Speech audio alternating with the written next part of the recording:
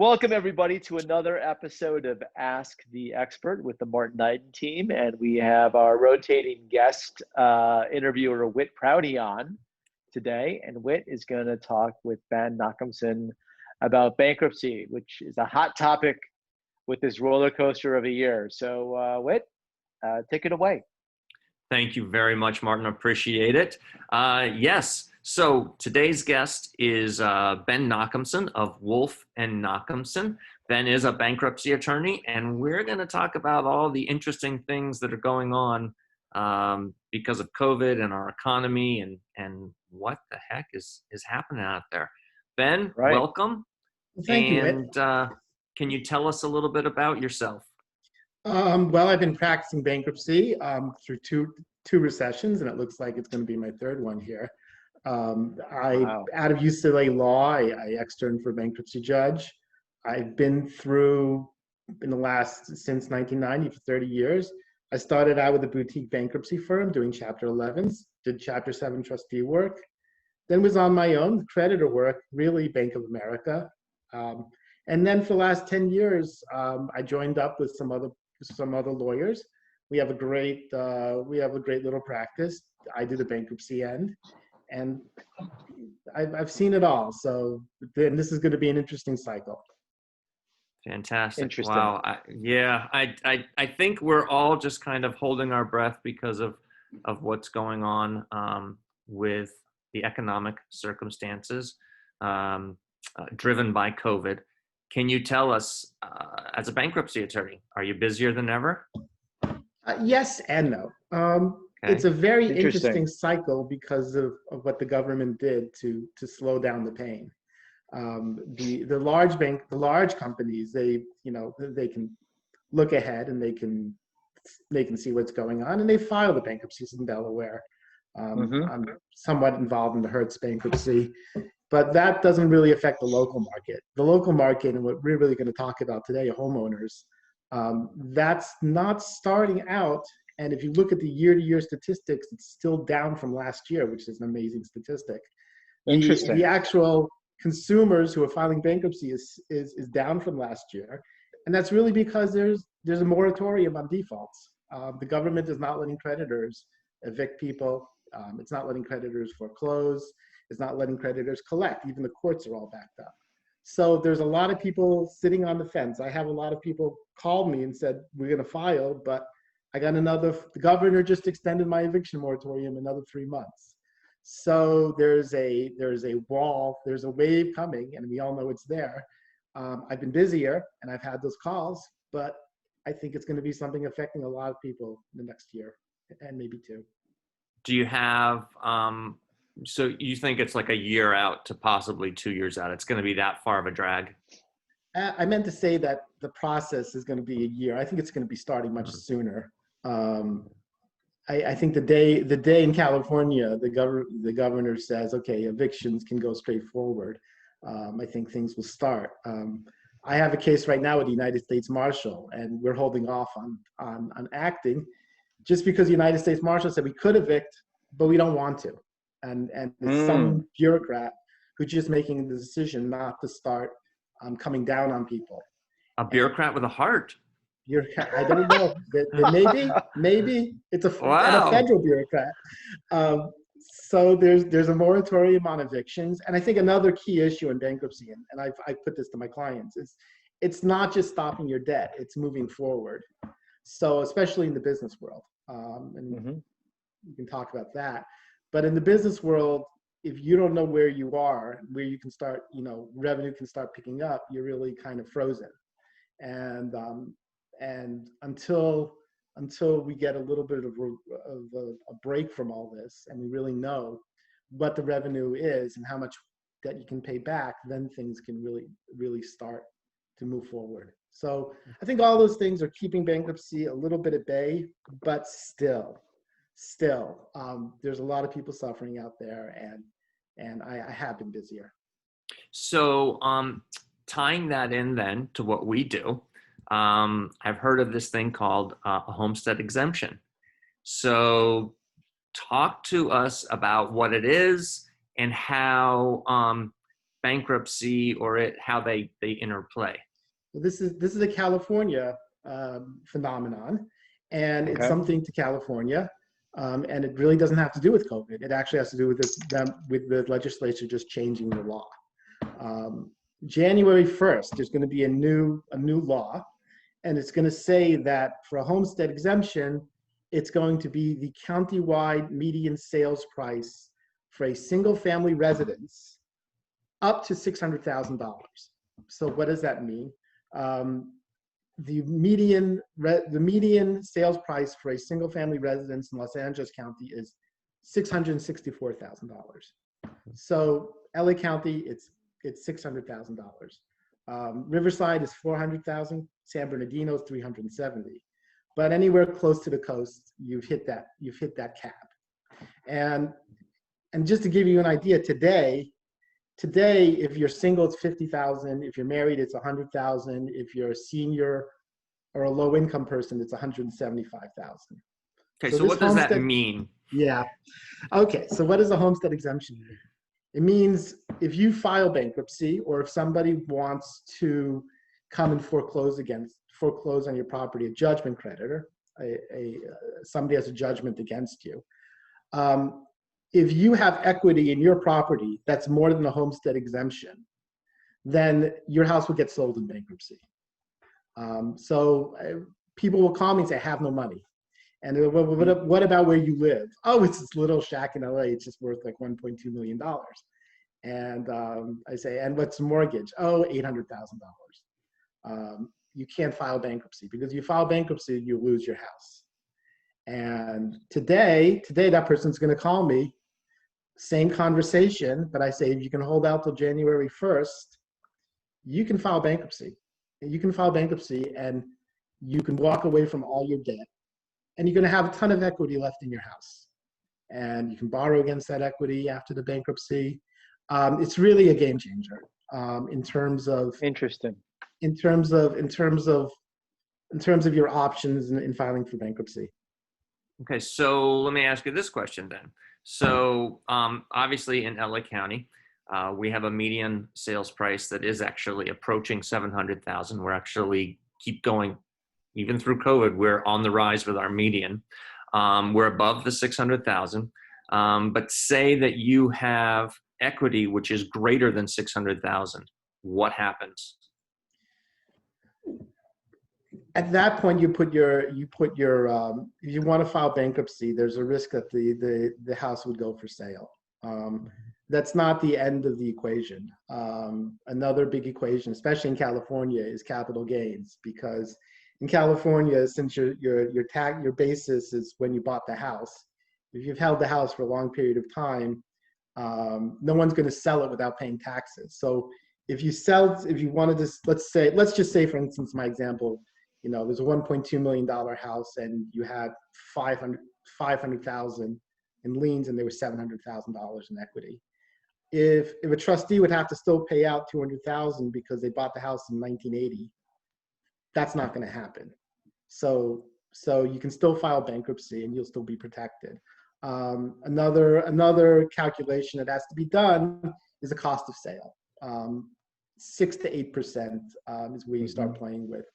And if you still take out 6%, then the trustee can't sell it. You can go to court and say, after you take out the taxes and after you take out the cost of sale, there's nothing left for creditors. So, judge, you can't let anybody sell the house. So you are driving down that range, that equity cost, so that you can get below the 600,000. Yeah, 600,000. Okay, that's really interesting. And I want to say something really interesting. If they do sell the house, and what happens if you sell the house? When you sell the house, 600,000 will go back into your bank account.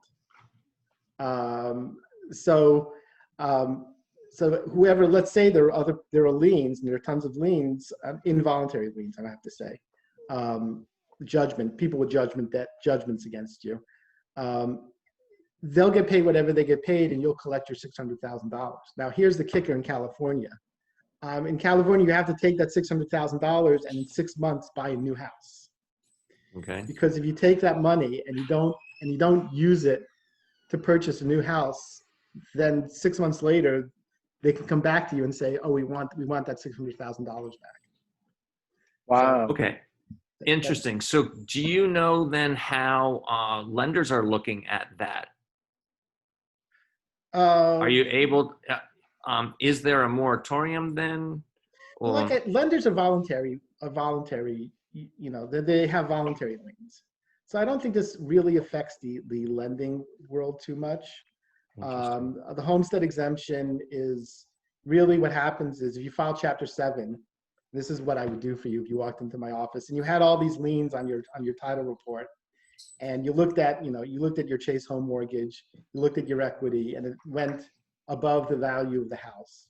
You file a motion in bankruptcy court. You say to the judge, wipe all these liens off my title report, and wipe all these liens off, make an order, say they're all gone.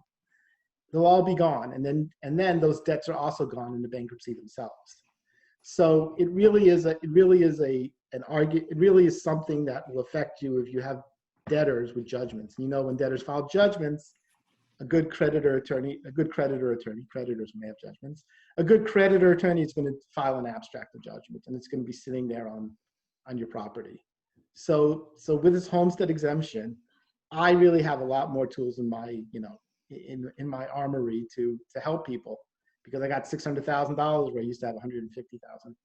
This truly makes it really attractive for home ownership in California, as far as protecting assets is concerned. Correct? Well, I'll tell you a story. If you were back in the day, if you were a Hall of Fame running back and you didn't go to jail, but you had a big wrongful death, judgment against you, where would you move to? You would have moved to Florida, because Florida never had a homestead exemption. So if you have debts and you want to buy a house and you're afraid that people are going to come after you, California all of a sudden is looking a lot more attractive than Florida or Texas or New York. It's a good place. It's a good place to come, and you're protected. You have a $600,000 cushion in your house that no one can touch. And that's an interesting, something to be interested in. Okay, so I've got a client, let's say they've got liens against their residence. How do you help them? Well, like I said, so one thing that people walk into bankruptcy. Can I just back up for a second? Yeah, sure, Martin. What type of liens would be against the property other than like the contractor not getting paid or a tax lien? Is there other types of liens? Well, there's two types that come into my mind, Martin. Okay. One is just somebody you owed money to. They went to court. They got a judgment against you in some contract dispute, any contract dispute, and then they would go and file with the court their judgment. So there's a lien. The other one that I see most of the time, I think, is individuals have companies and they guarantee loans on their companies. So that guarantee is going to be protected. That usually it's a Small Business Administration more often than not, and they're going to have a lien on your house. Got it. So those are the two types of liens. That's voluntary, to be quite honest. That's not as easy to get rid of. But the judgment lien is what we're talking about. And that's what a homestead is about, protecting your assets. You buy a house. If you have money, buy a house. Don't rent, because you'll take that money and you'll have a house and you'll have $600,000 that no one can touch. Wow. That's great. Okay, so let's say you want to buy a house from someone in bankruptcy. What are the things that we need to do? What do we need? What are the pitfalls? What do we need to guard against? All of that kind of good stuff. Okay, so what usually happens in a regular type of sale that you're going to do with is you're going to draft your documents and you're going to put pending bankruptcy court approval. That means you're going to enter escrow, but it's not going to close unless the bankruptcy court says it's going to close. So we have to go before a judge. Before a judge. So what has to happen is that the person selling the house has to go into bankruptcy court and say, Whit's client is willing to pay $2 million for this house. does anybody want to pay more for it? And Whit and I have been through this process. People are going to get noticed through various means of the sale, and people will walk in the court and will say increments of 50,000. Does anybody want to pay 2,050,000? Someone might get up. You have the ability to raise your bid at 2,100,000, and the final person with the highest bid is going to get the house. One thing when I was talking about this with Whit, what a bankruptcy lawyer needs to do is, if you buy the house and the judge orders the sale, usually the person selling the house is running all the documents, and he does a fairly decent job. But one thing he won't do for the buyer is say that the buyer is a good faith purchaser, because that doesn't interest him. And why that's important, and this is a bankruptcy thing, is you buy the house and the person who you outbid with is not happy. If he sits and files a notice of appeal, that sale can't close unless you have that in the order. And I've seen a lot of times just no one thought of it and it's not in the order, and all of a sudden you have a sale. It wasn't residential, it was commercial, but the sale's held up.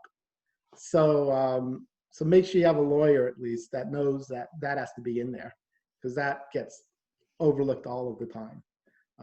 But otherwise, that's really the process. It's going to be run by the trustee, and there's a lot of deals to be made.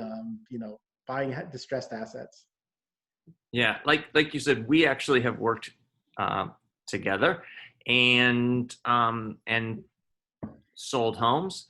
And I will say part of the process too is it's very interesting, because the person that you go into that first escrow with is not necessarily the person that is going to end up with the property.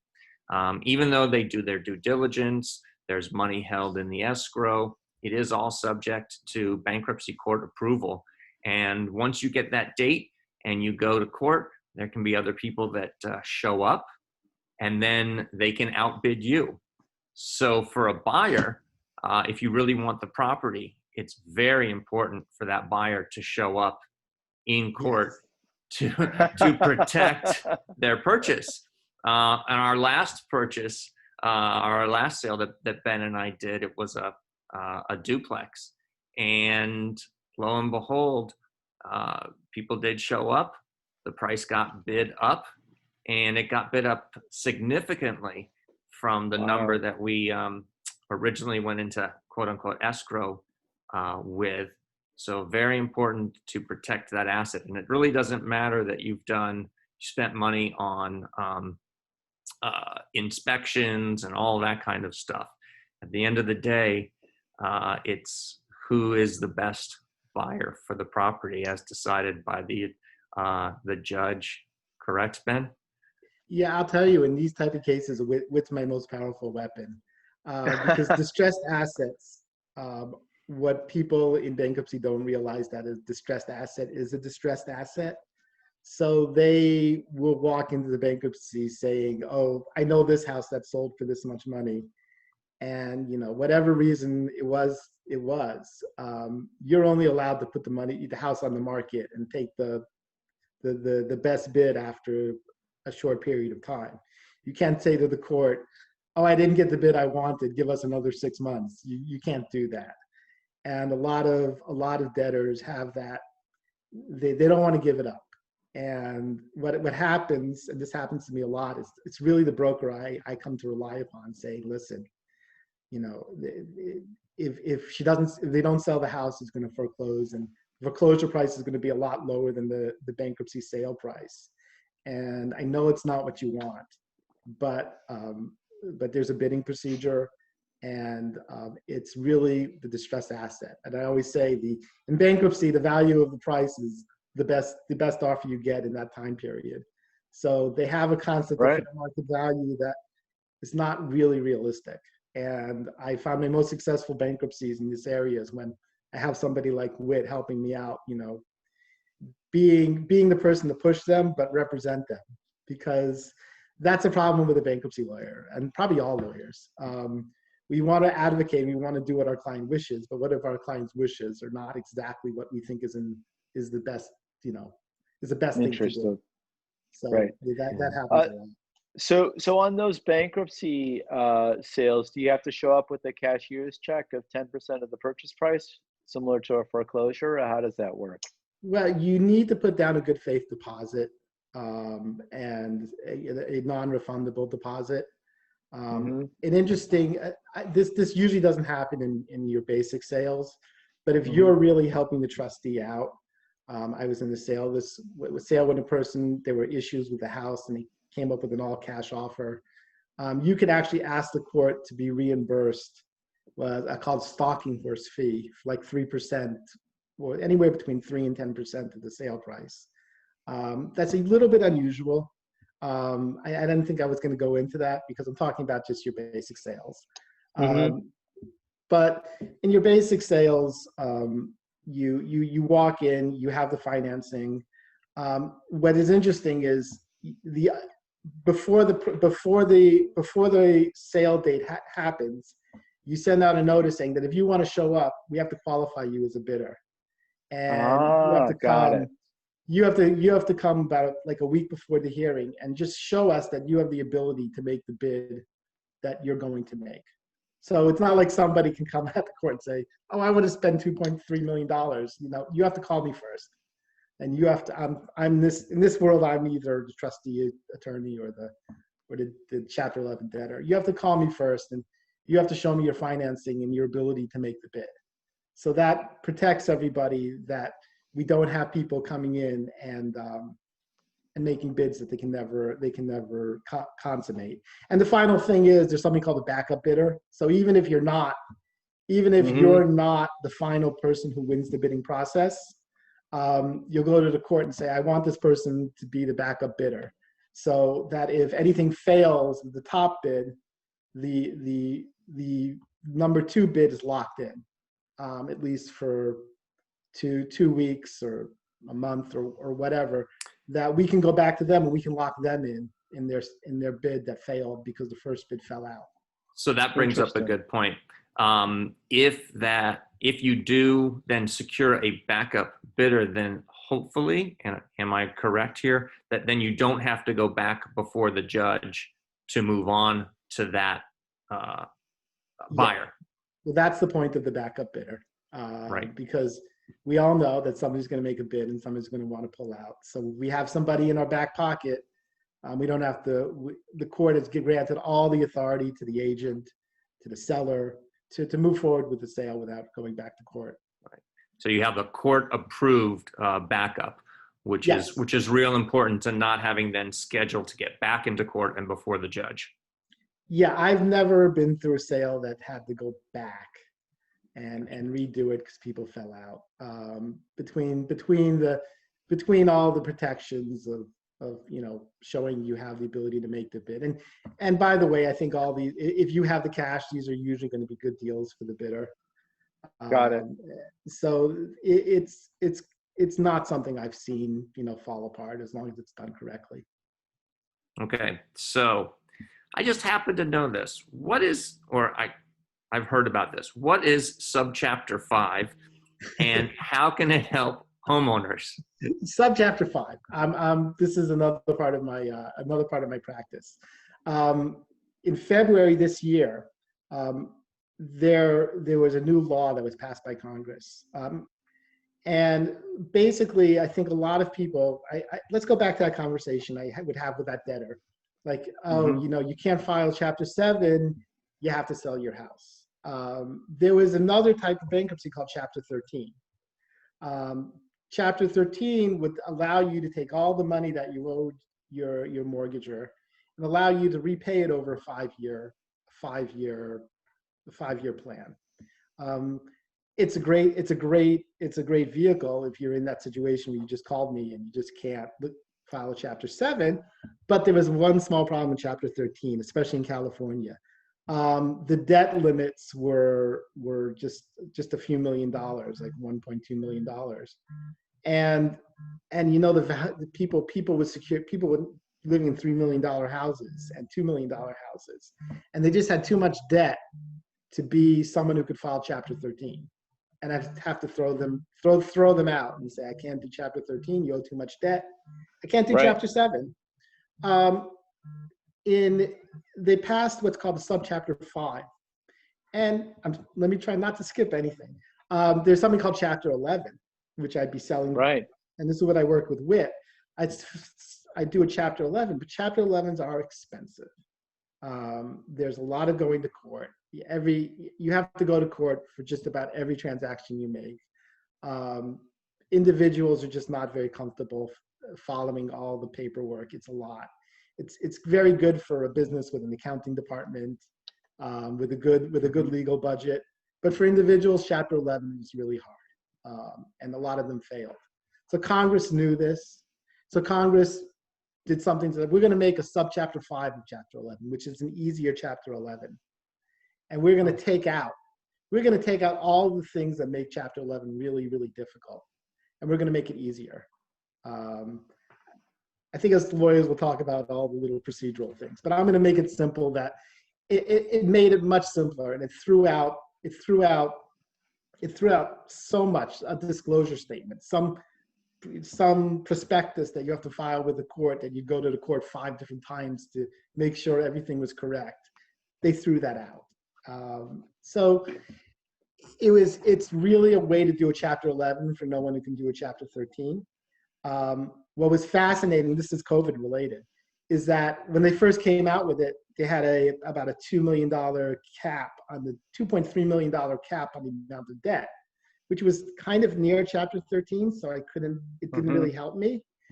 When the CARES Act came and COVID came, they took the 2.3 and they upped it to $7.5 million. Wow. So any business, and this is really more important for business than homeowners, but any business with $7.5 million in debt, which is really all the small businesses, they have a much easier way to do bankruptcy. But for homeowners, and Martin, I was telling you about people with guarantees. Right. A lot of these homeowners are people who had businesses, and they're on a guarantee. And if you're on a guarantee, if the majority of the loans that are against your house, or the majority of your debt, is based on you guarantee these business loans with the SBA, all of a sudden you're a small business. So Interesting. So I think I haven't come across it yet. I've been dealing with a few people, but a lot of people who couldn't file Chapter 7, couldn't file Chapter 13. Chapter 11 was a daunting task. Subchapter 5 is going to be something really good. That's homeowners. You're going to hear a lot more about Subchapter 5, a little outside of this podcast, a little more with small businesses, but it has a lot of effect, and it's also a good tool for homeowners with business loans. And I mean, COVID is something that's bad, and of course it's going to make people file bankruptcy, but people should know that in the last year they've had these laws passed that are really helpful and are just really pro-debtor, pro having you file, get a fresh start, and walking away. And it's going to be exciting actually to be able to use these tools we never had before. Which is exactly why somebody in financial trouble needs a professional like you, Ben. Well, thank you. Right. Thank you. Yes, absolutely. You. Protect those assets, right? Right. So we're getting down to the final minutes. Final question. I own a house. I'm getting married. What should I do? Prenuptial. Because I think I've so much dealt with issues where just the divorce is what's driving the bankruptcy. Interesting. And a funny one is when one person wants to keep the house, but there's too many debts to pay. So you want to file bankruptcy to force the sale of the house. That's an interesting situation. I see it once every couple of years. It comes across my desk. California, because this is California's community property. I think a lot of people get married later in life. They have assets. You want to trust the person you're marrying, but they could have debts you don't know about. And I really think if you have assets, don't get that property into community property, keep it separate.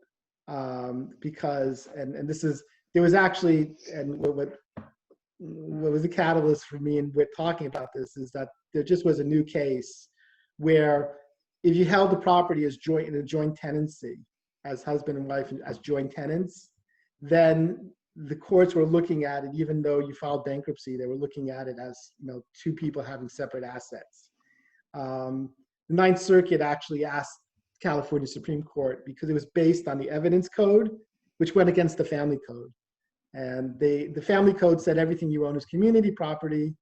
The evidence code said, well, title says you own it as joint tenants and joint tenants own property separately. So the evidence code and the family code were at war with one another. So the Ninth Circuit went to the Supreme Court, California Supreme Court, and said, hey, you have two laws that don't make sense if you read them together. Which one should we follow? And last year they said follow family law, saying that no matter how you hold the property, whatever way you hold the property, unless you really are specific to segregate the property, just saying you hold it as joint tenants doesn't take it out of the communal estate. So it's really taking that prenup, very important. Without that prenup, and here's the prenup is actually under attack a little bit too. There was a scary case that said that even in a prenup, they look at the prenup to see whether you were fraudulently transferring property using the prenup. I think the case is wrong. I really do. But there were weird stories about that case because the prenup said, well, here are your judgments and liens. We're going to do a prenup and segregate your property. But if you get rid of the judgments and liens, this prenup is void. And the judges hated that. I think this is going to be my general rule. Even if you're following the law and you're protecting your assets, don't do something that so sickens the judge that they're going to come, that they're just not going to like you. Wow. I remember in that case, I was reading through that case, and somewhere in a deposition, the man who was owed these people money said, "Ha ha, I married a rich lady, but we got a prenup," and they even read that in the case. So wow. The moral of the story and the moral for bankruptcy is, I'm going to tell you about, you know, using bankruptcy to not pay your debts, but try not to do anything that's too upsets the conscience of the judges. That's fantastic. That's my little experience. You won't see that. Thank you. Law, but that's Ben, thank you so much. I can't believe our half hour is up. It really goes does by go so quickly. fast. Completely. Yeah, Ben, thank you so much. I really appreciate it. Go ahead, back. Part two. More evidence as to why owning a home is so important. So Nice don't plug you love there, California. how things wrap up like that for us, Martin? That's awesome. That's awesome, Whit. Yes. Well, thanks everybody. Again, Ben Nachimson with Bankruptcy, and this is the Martin Knighton team with Ask the Expert. Next week is Sean Wilson, another guest host with a civil rights attorney. So I'm very excited for that. All right, guys. Thanks again. Thank you guys so much. Really appreciate it, Thanks. Ben. Take care. Okay. Thanks so much.